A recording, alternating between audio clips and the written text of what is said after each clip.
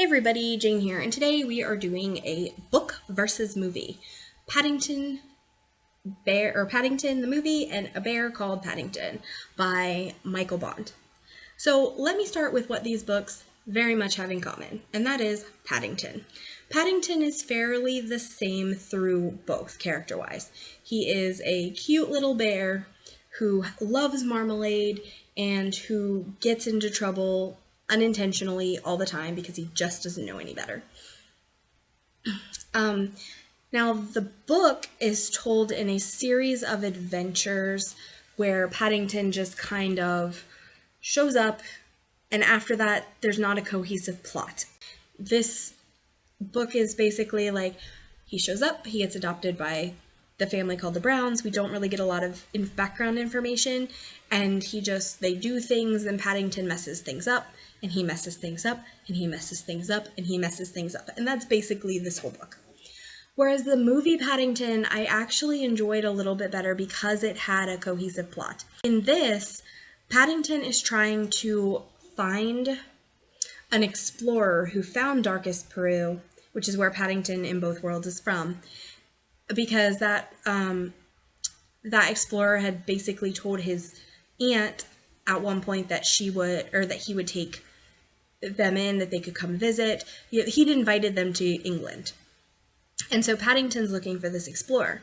He meets the Browns, and the Browns are trying to help him find this explorer. And so there was a lot more going on that was cohesive through this. You had something to aim for. You have, in this, a bad guy who would like to stuff Paddington for her museum. You also have the family dynamics of the Browns, more so in this than in the book.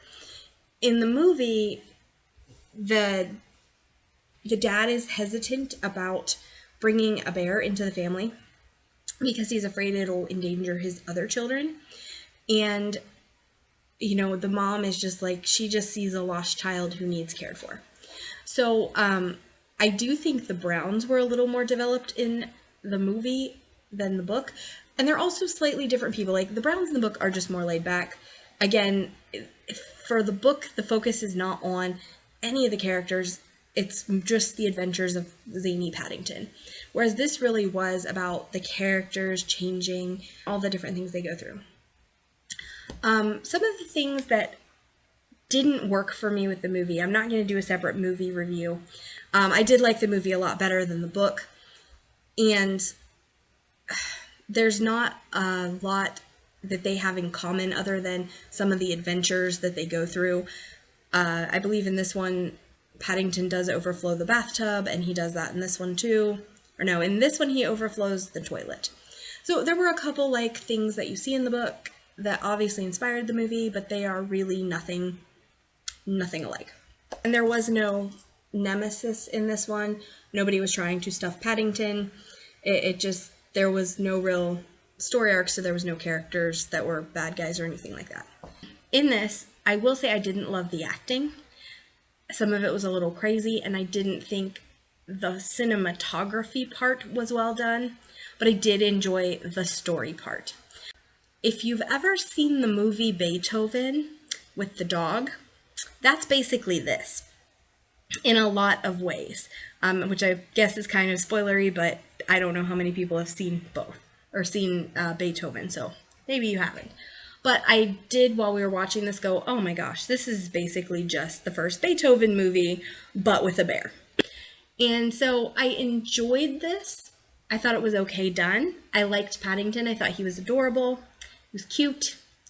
And I loved that this had a story. It had the best elements from the book, which was this adorable bear who gets into trouble and who is adopted by this family. But this also goes into so much more detail about what is Darkest Peru? Why did Paddington come to England? Why doesn't anybody know what Darkest Peru is? And I don't know if that was even mentioned in the book, that Darkest Peru is kind of a weird thing. In the movie, there's a reason that nobody knows what Darkest Peru is. But in the book, it's kind of acted like everybody acts like it's a thing, and they could just go vacation there. I don't recall there being any exploration into Darkest Peru at all in the book. But in the movie, Paddington trying to figure out, like, why don't you know where Darkest Peru is? You had an explorer. You know, why haven't you heard of him? Why haven't you heard of us bears? You know, so much. So really enjoyed that a lot more with this. I also enjoyed the development of the Brown family, because if you were to adopt a bear who keeps getting into all this trouble, I feel like as a parent you would be concerned, you would be worried, and it's a bear. So I thought that even though it was a little more over the top and a little more crazy, and a lot of it was eye rolling, I'm not gonna lie, I really liked the story they were trying to tell in this so much better. I loved how they developed the characters. They're a lot more complex than in the book, because in the book Paddington is really the most important character. And in this he's important, but everybody else gets some arcs as well, some time to develop, some time to change. There's family dynamics that are more apparent in this than in the book. Overall, I would say, like, and my kids loved it. So I would say, like, this is probably a 4 out of 5 for a movie, whereas the book for me was a 3 out of 5. I definitely enjoyed the Paddington movie better than the book. I won't say that it was better, because I thought the cinematography in it wasn't very good, and some of the stuff was even more out there than in the book. So there were things I didn't like as well in the narrative, I guess, if you will, in the way it was told. I didn't think this was told as well as A Bear Called Paddington. Like, this is a fine collection of little stories, but this isn't in depth, whereas this is. But this is, everything's very zany and taken for laughs, whereas this is a more calmer sense to it, I think. But neither were bad. Like I said, my kids loved this. I'm going to pass this on to them. We'll see if they enjoy this as well.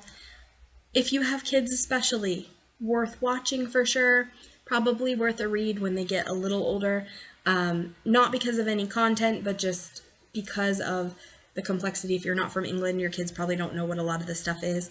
And my girls are probably not quite ready to sit down and read a book that is, you know, fairly dense text-wise.